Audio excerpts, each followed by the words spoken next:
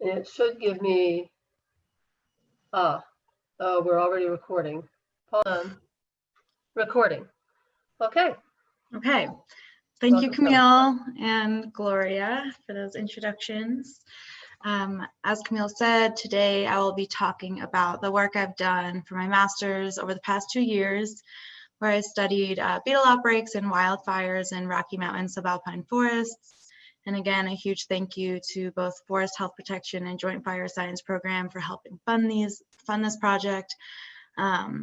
So during this talk, I will discuss the forest structural and recovery changes that ensue following bark beetles and wildfire disturbances. So just to give a little roadmap for what I plan to share with you today, I will give information about subalpine forests, and then a little bit about the historical disturbance regimes and how climate change is playing out in these forests. Then I will give details on 2 research projects in which I evaluated structural changes in subalpine forests following bark beetle outbreaks and wildfires, and began to look at post-disturbance recovery. Then this cursory observation of post-disturbance regeneration started to raise some additional questions, and the need for an additional study was apparent. So then I will dive a bit deeper into drivers of subalpine tree recruitment in order to answer some of these questions. Then I'll wrap up with some take-homes and management implications and suggestions for ways to move forward with this research.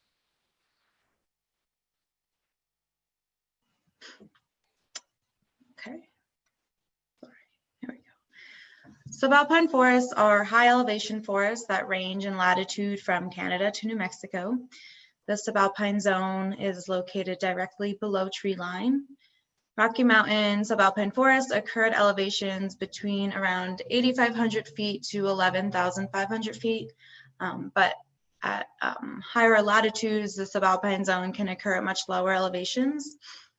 These forests are sometimes referred to as spruce fir forests, as their dominant climax overstory species are Engelmann spruce and subalpine fir. Other tree species that occur here in lesser densities include lodgepole pine, quaking aspen, limber pine, and whitebark pine. Subalpine forests are characterized by cold, wet winters and warm, dry summers. The majority of annual precipitation that they receive is in the form of snow. Both Engelmann spruce and subalpine fir are shade-tolerant species, which allows them to survive and thrive in the shaded subcanopy and understory. This results in dense, uneven-sized forests, and cold temperatures and high snowpack in these systems result in slow decomposition and organic matter turnover rates. So the dense stands with dense understories and slow turnover rates result in heavy surface and canopy fuels compared to forests at lower elevations. Disturbances have historically shaped species composition and succession dynamics in subalpine forests. Fire regimes were historically dominated by high severity, infrequent fire events. Both spruce and fir are both thin bark species that are sensitive to fire, so this results in high rates of mortality even from lower intensity fires. As you can see in this top picture, and as I mentioned earlier, dense understories and heavy fuels are very typical in these systems. These heavy fuel loads enable fires to spread from the surface to the canopy, often resulting in stand replacing events with up to 100% tree mortality. The spruce beetle is the most significant biotic agent of mortality in spruce fir forests.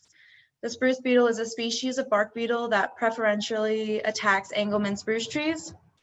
Spruce beetles have historically coexisted in these systems at low endemic population levels, and at these low levels, they'll infest newly downed trees. However, endemic populations can be triggered to grow to epidemic levels at which beetles infest and potentially kill standing trees. Epidemic outbreaks can spread through stands and across the landscape at very large scales.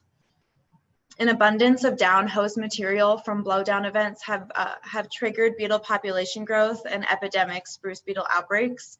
A notable example of this is from western Colorado and Utah in the late 30s and 40s, where a large-scale blowdown event triggered an epidemic beetle outbreak. Historically, these outbreak events have occurred every 100 to 250 years. The ability of a forest stand to recover from a disturbance depends on the ability of trees to regenerate and establish seedlings. Tree seedling establishment depends on both seed production and successful seed germination. And both of these are affected by climate for subalpine tree seedlings. Both Engelmann spruce and subalpine fir have infrequent episodic seed production that correspond with warm temperatures, while at the same time, successful seed germination and survival requires moist growing conditions. Seedling germination and survival are particularly sensitive to climatic conditions. They can only survive in a portion of the climatic niche that support their adult counterparts. So this concept is represented by the schematic here on the left by Dabrowski et al., which shows the dotted line is a juvenile tolerance to a given climatic variable that would be on the y-axis. So you can see that the range of tolerance is a lot narrower for the juveniles compared to their adult counterparts. Subalpine trees are snow dependent. They rely on late season snowmelt to provide soil moisture throughout the summer. In particular, first year seedlings are very vulnerable to moisture stress and require abundant soil moisture. Because of this, climate during the first growing season is critical for seedling survival and stand regeneration. Over the past several decades, subalpine forests have experienced significant warming. Snow-dependent ecosystems are particularly sensitive to warming because early spring snowmelt can have negative consequences for subalpine species. Snowmelt provides slow and steady moisture to soil throughout early and midsummer months and helps mitigate moisture stress from high summer temperatures. Early spring snowmelt will result in soils drying out earlier in the season, leaving subalpine species vulnerable to midsummer moisture stress. So increasing temperatures drive increasing drought stress in subalpine forests. Climate change over the past several decades has altered climate-driven disturbance regimes in subalpine forests. Earlier spring snowmelt causes fuels to dry out earlier, resulting in longer fire seasons. Warmer temperatures and drier fuels have contributed to greater areas burned. This graphic by Westerling shows that larger fires over 400 hectares coincide with earlier spring snowmelt. Warming and drying trends have also altered bark beetle outbreaks. Drought conditions exert moisture stress on trees, causing them to allocate more resources to water conservation and less resources to growth and defense, which makes them more vulnerable to mortality from beetle infestations. Typically, healthy trees have physical and chemical defenses against bark beetle infestations, but drought-stressed trees can have reduced defenses, which can lead them to die from bark beetles. Also, warmer temperatures impact beetle population levels. An important check on bark beetle populations is cold-induced mortality over the winter. With warmer winter temperatures, less beetles are dying, leading to significant beetle population growth. And at greater population levels, beetles will infest live standing trees, preferentially selecting large diameter host trees.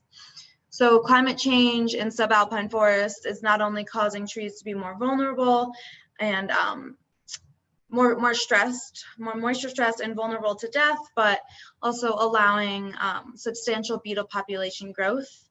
And this has resulted in widespread epidemic beetle outbreaks over the past several decades.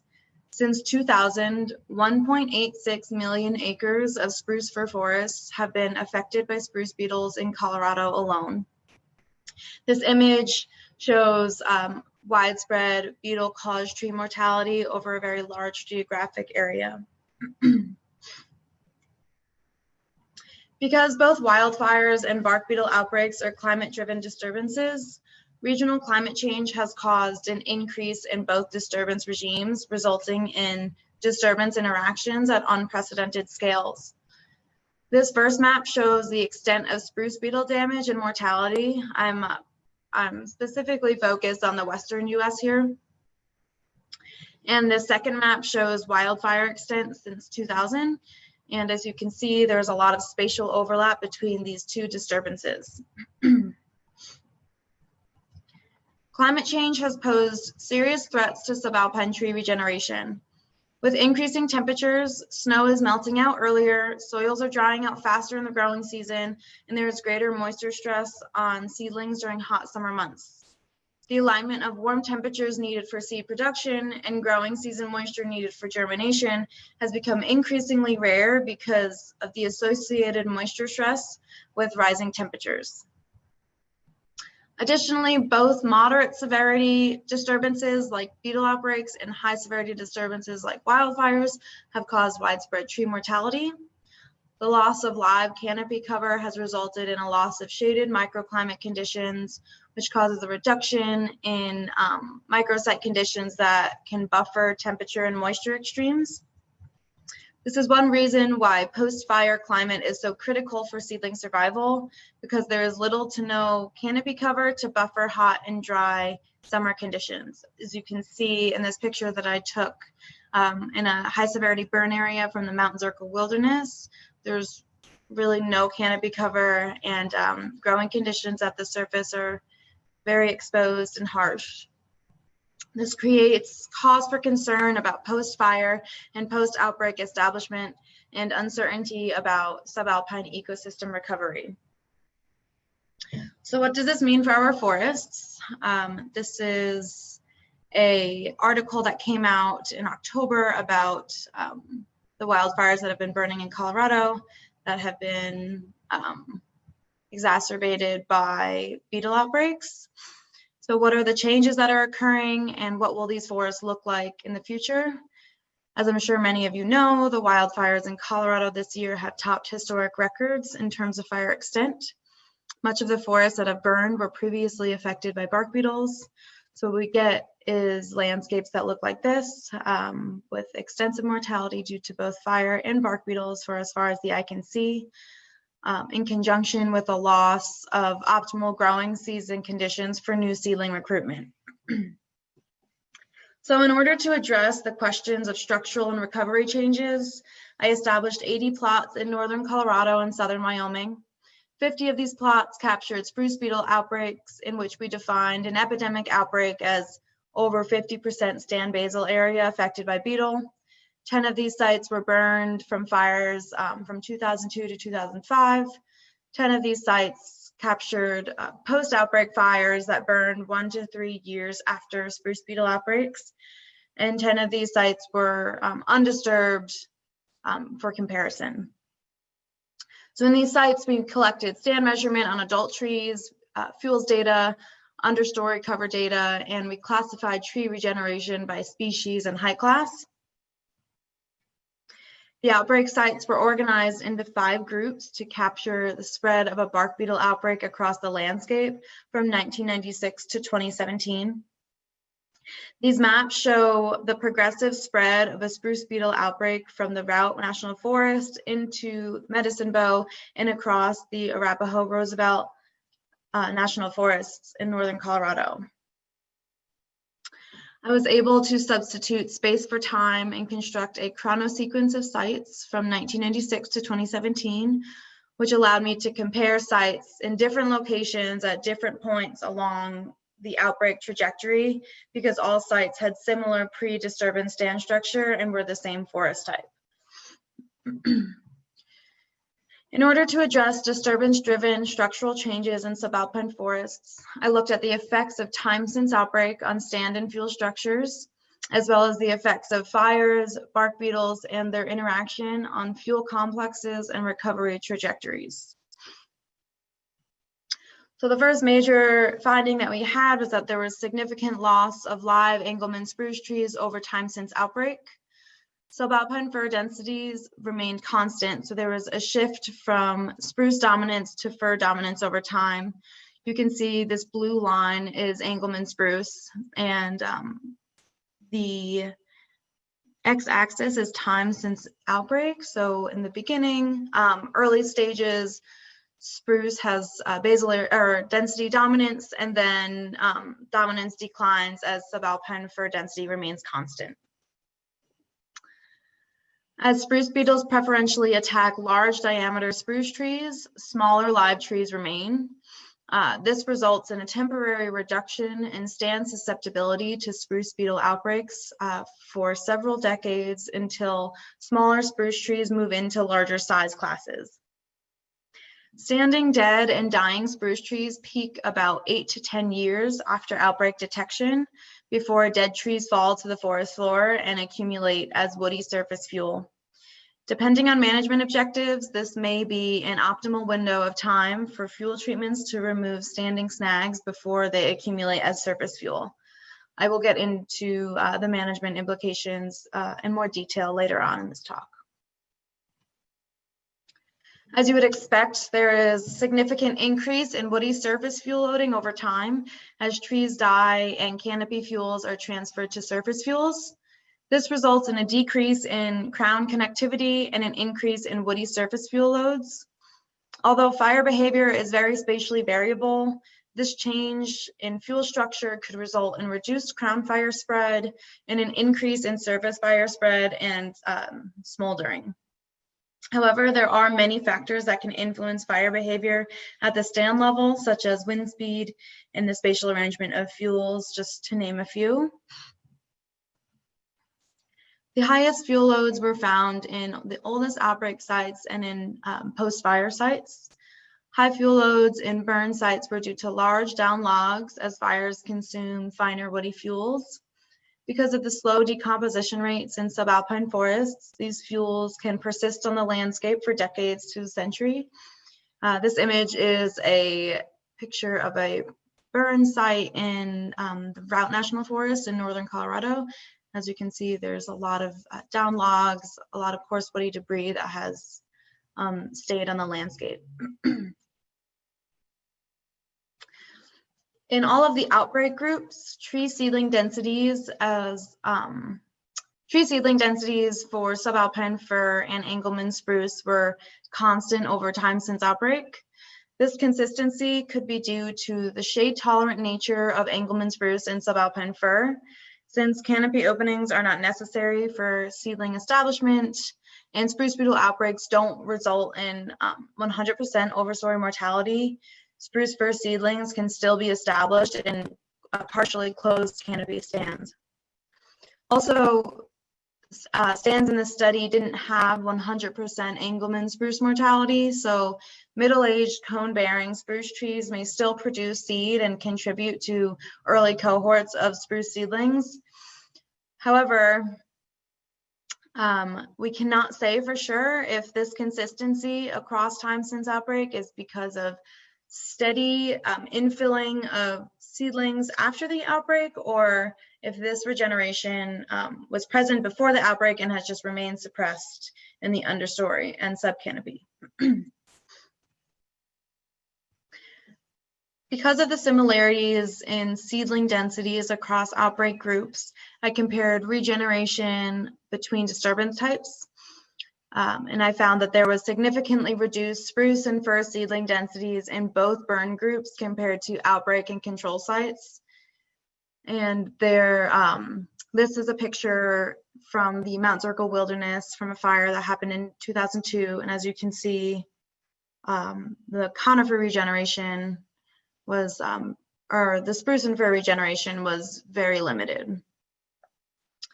There were no differences in seedling densities between high severity fire sites and post-outbreak fire sites.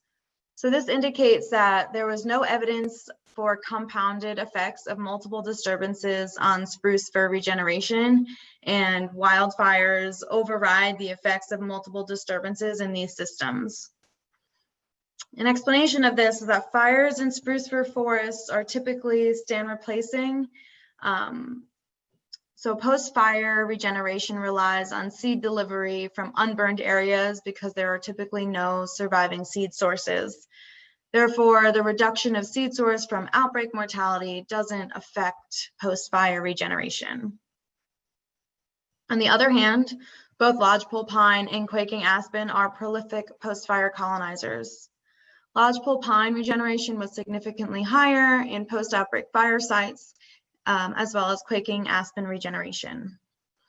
Lodgepole pine can tolerate hot and dry post-fire conditions and grows prolifically in high light levels that are typically found in post-burn areas, while quaking aspen have extensive root systems that can survive high severity fires, and they're able to resprout quickly after a fire.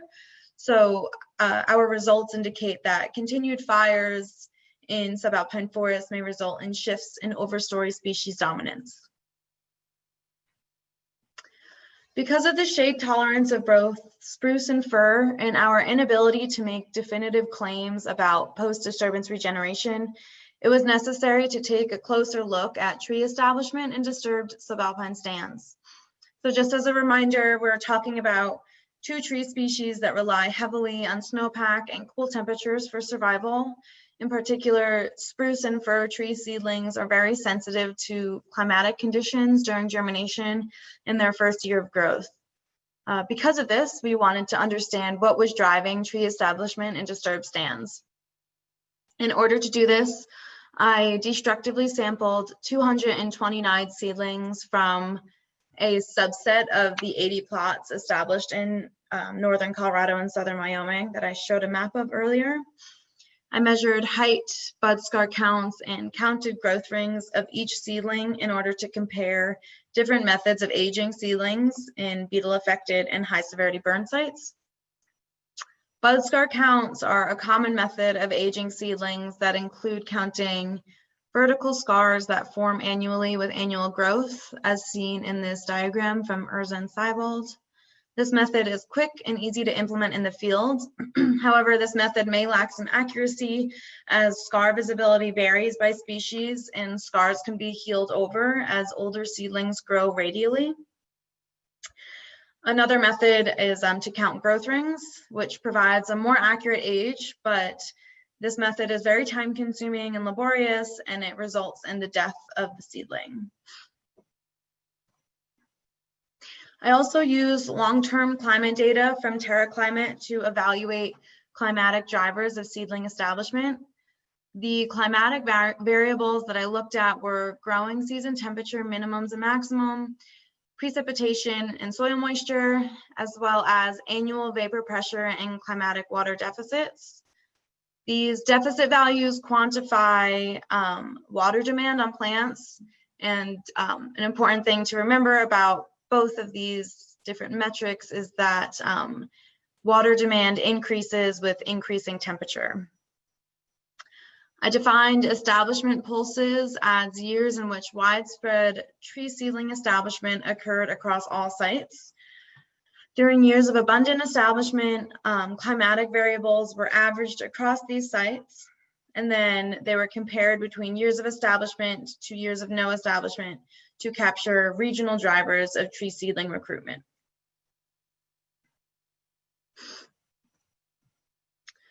The first major finding that we discovered was that height is not an accurate proxy for relative age of seedlings.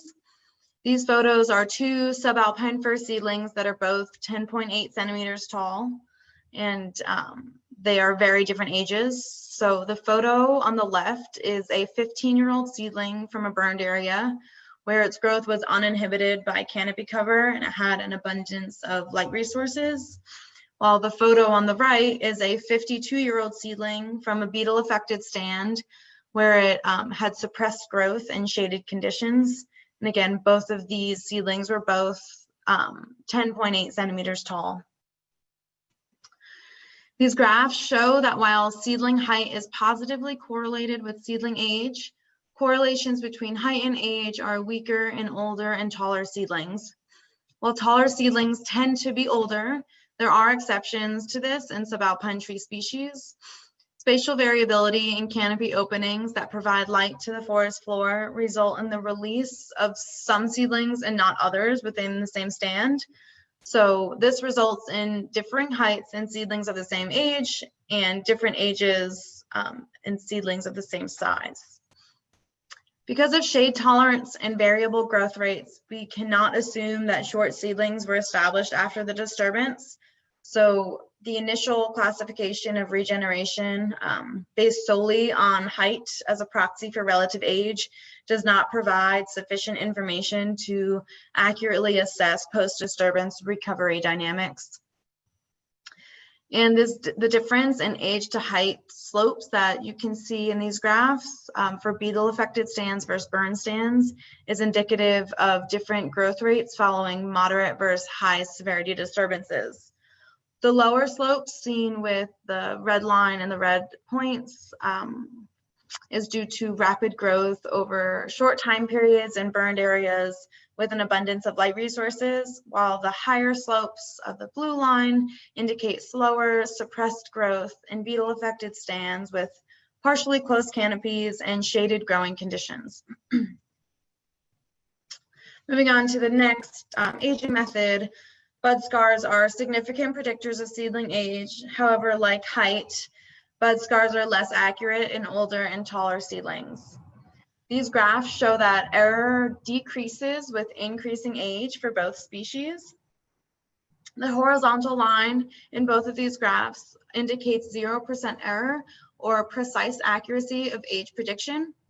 You can see that seedlings from burned areas, which are the red dots, are clustered around the 0% error line.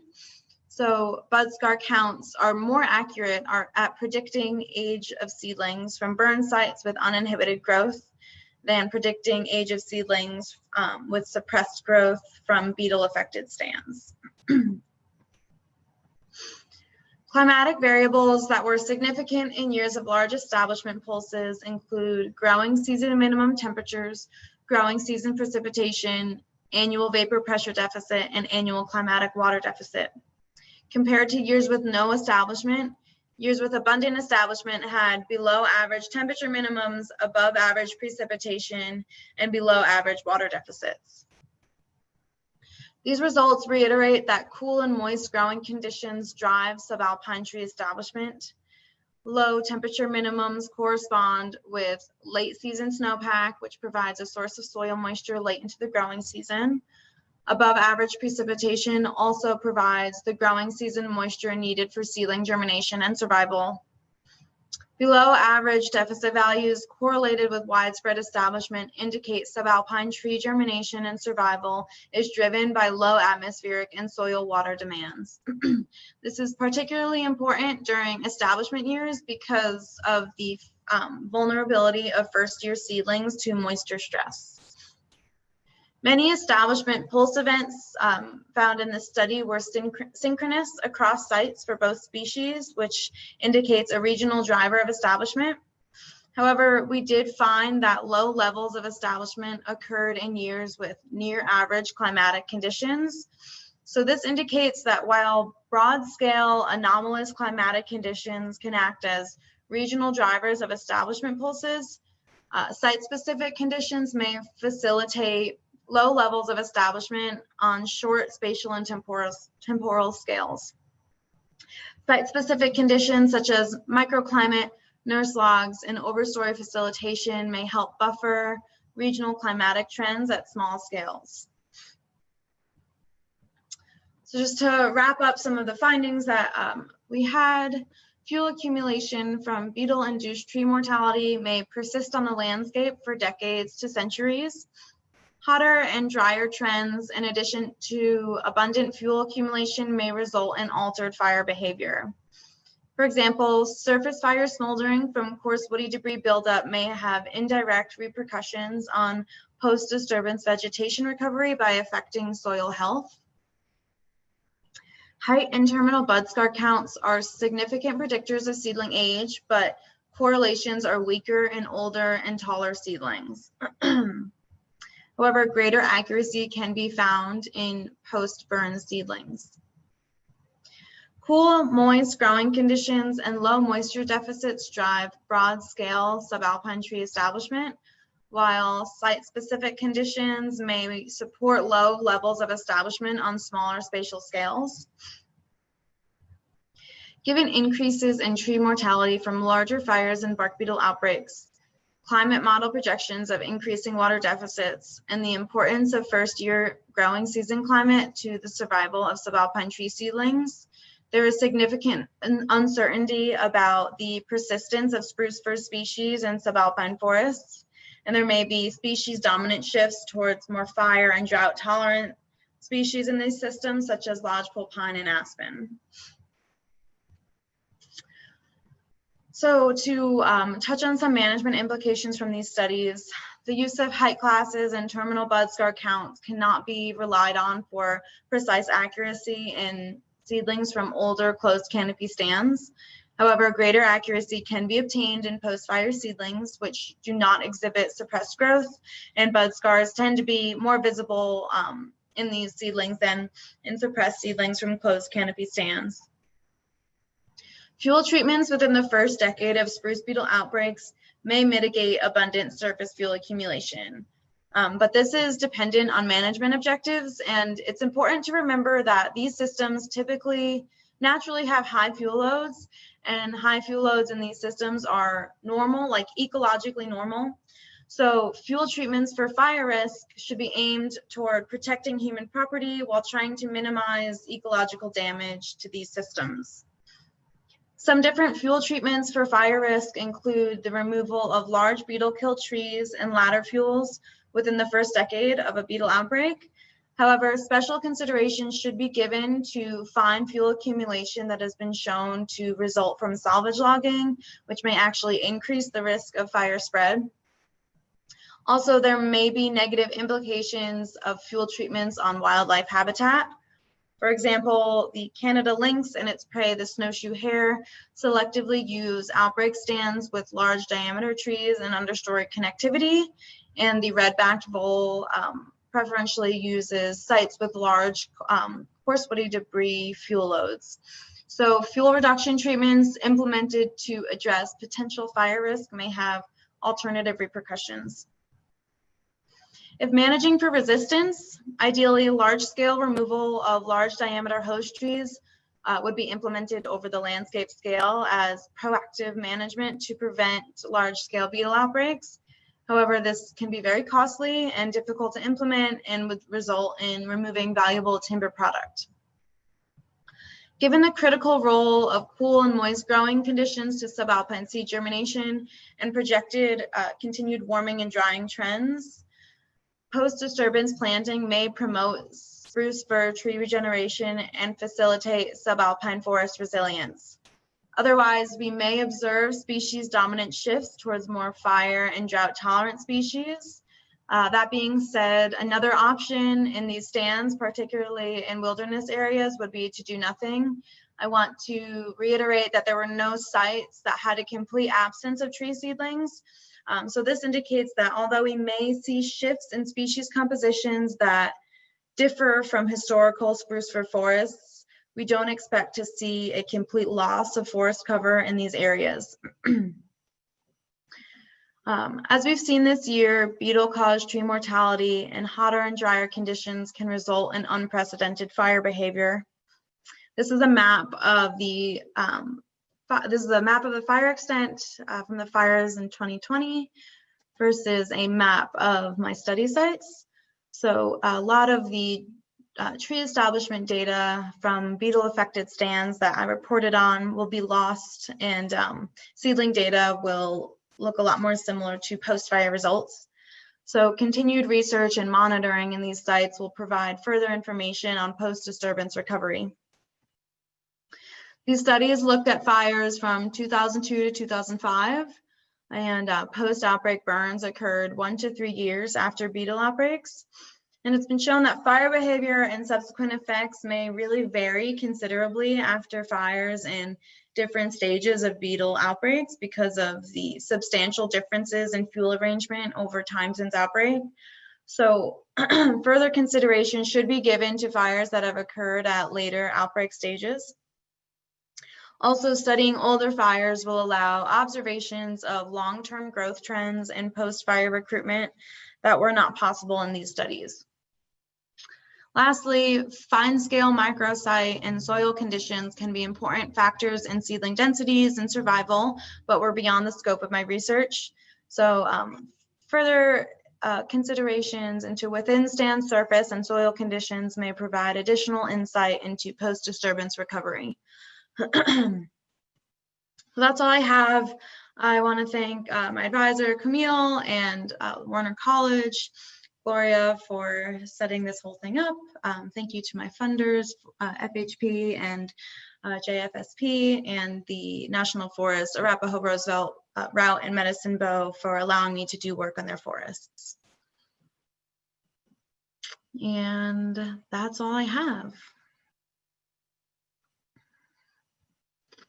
I think we can open it up to questions or discussions. Wonderful, Zoe. That was that was really great, and I really appreciated the way that you summarized things from your a more academic thesis defense to a general audience. There's been a few questions, or one question at least. So folks, if you could go ahead and post your question in chat, and as we get to work through any questions, it's fine with me if it's fine with Zoe and Camille to perhaps activate your video, and then you can discuss directly, which is why we had this more meeting. Just a note, let me activate our poll. Darn it. Becca Simolsky, if you are logged in, can you activate the poll? For some reason, it's saying that I don't have a poll. I'll have to go in and mess with that. Anyway, pardon me? The poll came up. It did? Oh, maybe I can't do it from here. I'm organizer. Okay. So for those of you who are joining late, if you could please respond to the poll, because we're grant funded both through Fire Adapted Colorado and Southern Rockies Network. Your feedback is essential in providing this service. Let's see, we had one question from Bradley Shoemaker. Was there any assessment on how far after initial beetle detection or other factors such as stand reaching a threshold of percentage of mortality that the areas tended to burn? So how far after initial beetle attack or after such a certain threshold of percentage of mortality of spruce, of subalpine forest, did you see fire? Well, I only looked at a very small window of fires from 2003 to 2005, just because of accessibility issues, and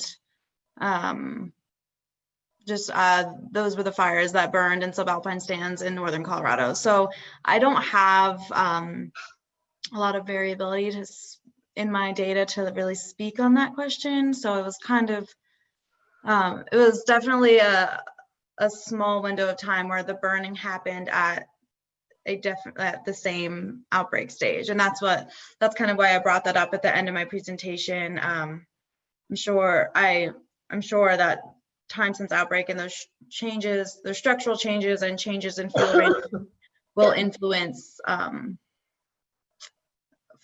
fire risk and fire spread. So definitely more information could be taken on that. I don't have that information to provide though.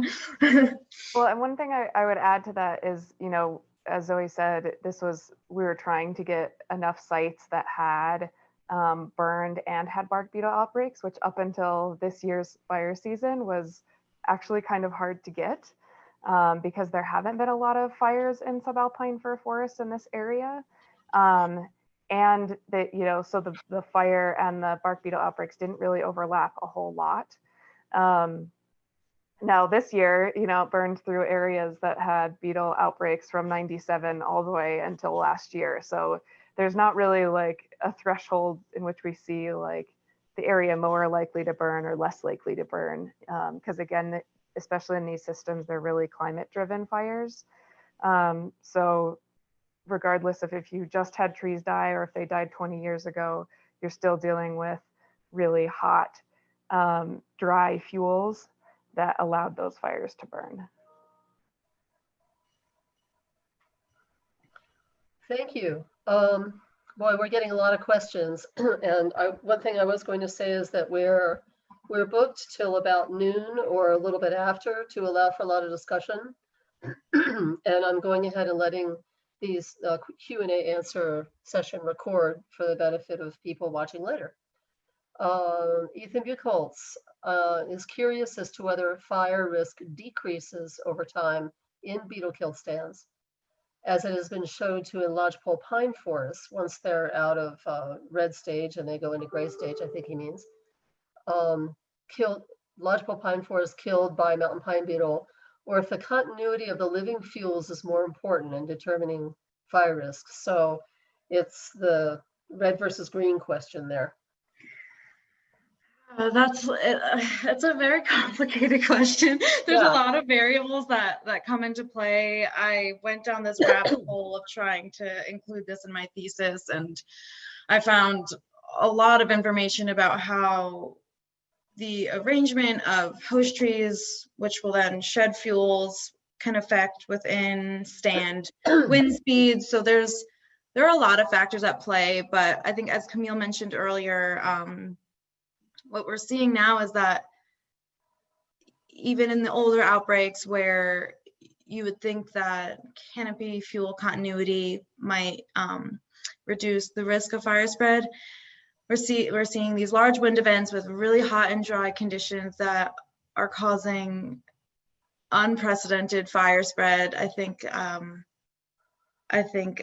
we discussed that East Troublesome spread at 6,000 acres an hour, which is kind of unheard of. So in these systems, we're really seeing climate overriding the effects of maybe fuel alterations that might occur from different stages of the outbreak.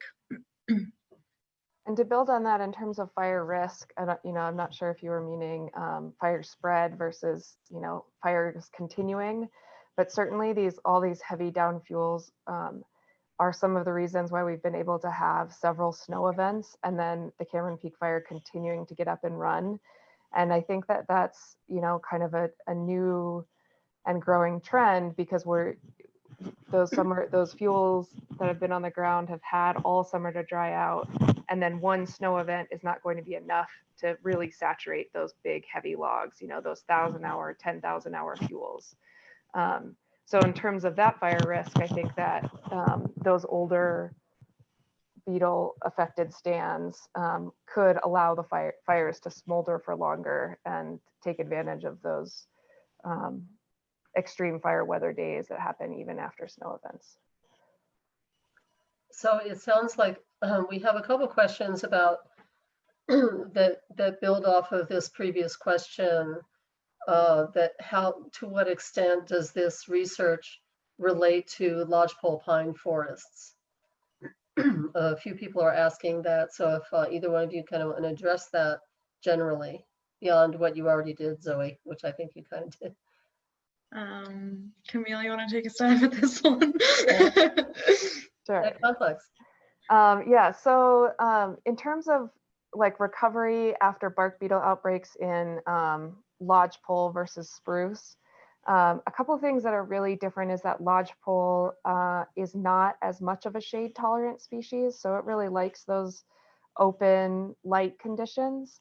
So while the spruce forests, have this really abundant understory of tree regeneration that's constantly establishing and coming up, and establishing for many years before an outbreak even starts, I think those lodgepole pine beetle affected stands have a switch to, they need that opening of the canopy before you see a big pulse of regeneration.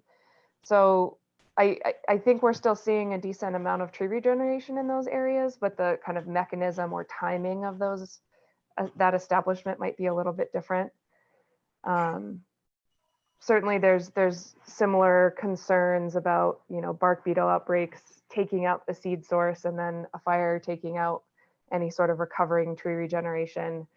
But and I think that's similar in both cases.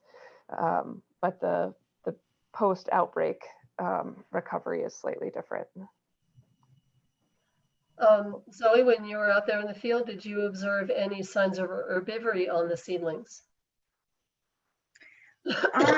On aspen, I did, and maybe one or two seedlings in these really dense understory with lots of regeneration. So it didn't seem like it was having a major effect on spruce fir regeneration, but I did see some herbivory in on aspen regeneration in these post-fire stands, but again, minimal effects compared to how, like the amount of aspen regen that was actually on site.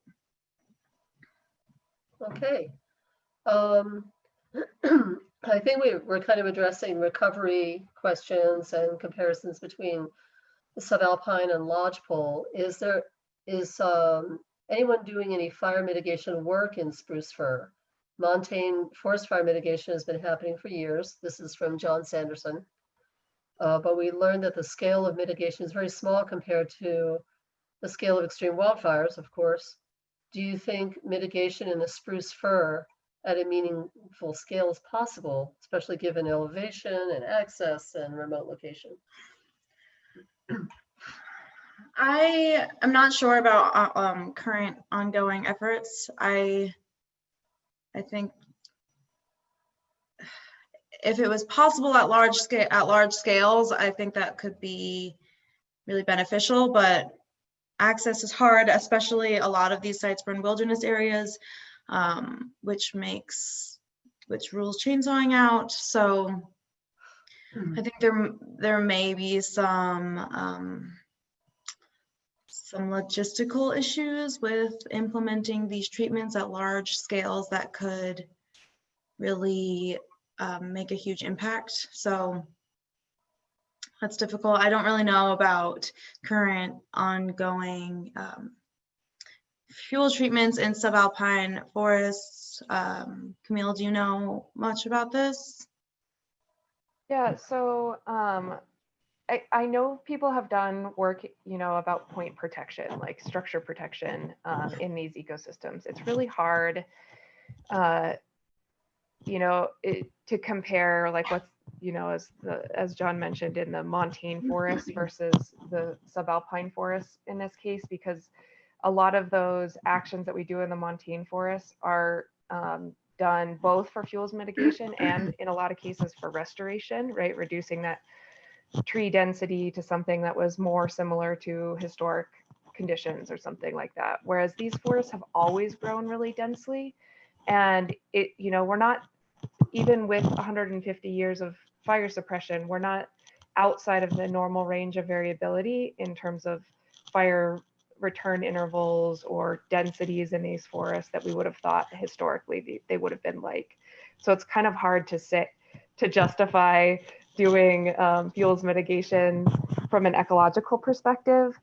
I think, something that has been done in lodgepole, like in Summit County and things like that, is to do clear cuts as a way of fuels mitigation. And that is, I think that's kind of one of the options in this case, if you really want to reduce the likelihood of spread, because these trees are just so fire sensitive that even if you got a surface fire, they're probably going to die. So it doesn't act the same way as a ponderosa pine tree. Like if you open up the canopy, you're not going to have necessarily more tree survival unless that open canopy also stops the fire. So to answer, do you think mitigation can be done in spruce fir, can be done in a meaningful scale? No, and I personally, I don't know if I would really want to, because that would be, huge heavy equipment, probably through large wilderness areas or on the edge of wilderness areas to clear a lot of this high density forest. But Camille, I have a question on that. Isn't there a role for prescribed fire to encourage fuels management, or forest restoration at that elevation? Potentially, I think we also have to be comfortable with a prescribed fire having 100% tree mortality, because that's what would happen if you had a prescribed fire in these stands, likely. You know, maybe not complete 100% tree mortality, but you know, in a lot of these trees, you even get fire burning up to the base of one of the tree, you know, one part of the trunk, and the tree will get girdled and die. So it's really a very different system that's not going to act the same. So I think what we really want on that landscape is a mosaic landscape, because that's how these fires were stopped historically. You know, so whether it's prescribed fire, a thinning project, use of wildfires, you know, in less extreme conditions, if we can kind of blow some holes out and make some kind of more discontinuous fuels, I think that's all we can hope for in terms of minimizing or mitigating that risk of the kind of spread we saw this year. Okay. These are a lot of really good questions that really going to get at the heart of some of our subalpine forest management issues. I had just a couple of other really quick questions for you, and they're easy. They're not really complicated, I don't think. But did you see dead and down trees and fuels and biomass in your plots? Did you see that help with subalpine fir recruitment? Because there's been some studies done in the Northern Rockies that show that salvage logging or dead and down removal really affects future forest structure. Yeah, I did. And this was something that Camille and I discussed in my thesis last week, as if I were to do this project over again, other things to incorporate. But I did see facilitation happening on these sites. So whether it be by, you know, regeneration directly below a live tree or underneath a down log, I did see more like patches of regeneration in shaded microsites, as opposed to just a homogeneous distribution of seedlings. And it appeared that there was preferential establishment under these more shaded, protected areas. Okay, great. Well, that's good news for the future. Since you were looking at older fires, it's very interesting that one of the fires that you looked at was 18 years old, and it's still looking, you know, pretty open, and there's hardly any conifer establishment there. I'm interested at that elevation. Are you seeing much invasive colonization of invasive grasses and shrubs as things, you know, as things warm and habitat zones move up? I'm not entirely sure if I'm equipped to answer that question. We saw a lot of grasses. We saw a lot of grasses up there. I'm not up on my invasive grass species identification, so it was hard to tell, but we saw a lot of grasses and you know, flowering species that were coming back, and like you said, minimal conifer regeneration aside from lodgepole pine. I do want to reiterate that there was quite a bit of lodgepole pine in these burned areas, but I'm sorry, I don't know. I don't know about that's okay. That's okay. Just, you know, wondering if you cheatgrass and certain other grasses are. I know cheatgrass, and I didn't see cheatgrass in any of my sites. So that's something that I can say for sure. Yeah. That's great. Yeah. So far. Yeah. Although it's spreading into areas where previously was predicted, you know, that there wouldn't be any problems. So yeah. Okay. Well, we're just at about noon, and that was a great presentation. I've posted, I'm assuming everybody can see my screen share for contact information. And unless we have technical problems, we'll be sending out a link to the video once it's posted to our YouTube channel, to the attendee list here, the registration list. If you have any further questions, please reach out to anybody on our list, myself, Zoe, and I'm Gloria Edwards. I'm not Rebecca. Rebecca's also listed through FACO. And Camille, do you have any other closing remarks? No, thank you, Southern Okay. Rockies Fire Science Network. Thank you very much for attending. This concludes our session. And thank you for attending. Have a great day, and looking forward to seeing our results from our election at this time.